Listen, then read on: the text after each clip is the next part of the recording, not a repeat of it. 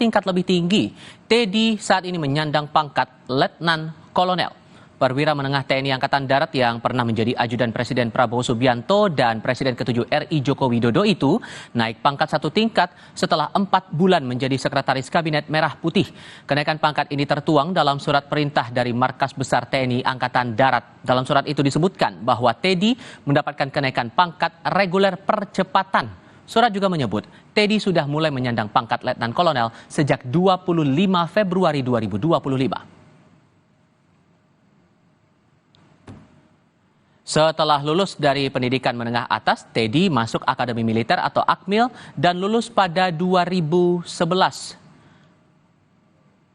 Teddy melanjutkan pendidikan di dalam dan luar negeri. Pada 2014, pangkatnya naik menjadi Letnan 1.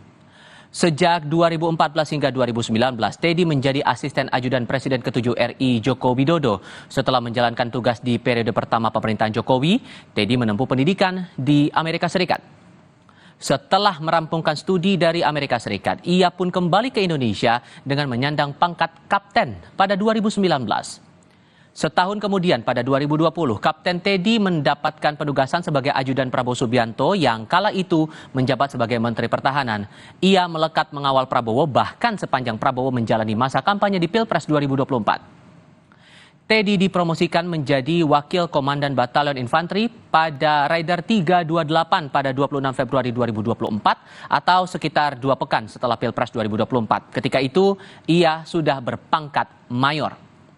Tak sampai 7 bulan Teddy menjabat wakil komandan di kesatuan militernya, Prabowo yang telah memenangi Pilpres 2024 kembali memanggilnya. Ia diberi tugas sebagai Sekretaris Kabinet. Teddy dilantik bersama anggota kabinet lainnya pada 21 Oktober 2024. Kini, di saat masih menjadi Sekretaris Kabinet, Teddy naik jabatan dari Mayor menjadi Letkol.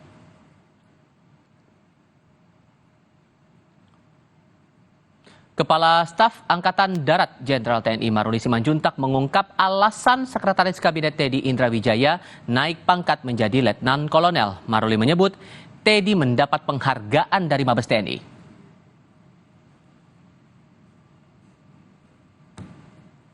Naik pangkat karena dapat penghargaan dari Mabes TNI. Sebaiknya tanya ke sana Mabes TNI, kata Kasat Jenderal TNI Maruli Simanjuntak seperti kami kutip dari kompas.com. KPK menetapkan 7 tersangka dalam kasus dugaan korupsi terkait perlengkapan pada rumah jabatan anggota DPR tahun anggaran 2020. Salah satu pihak yang dijerat sebagai tersangka adalah Sekjen DPR RI Indra Iskandar. Lengkapnya sebentar lagi.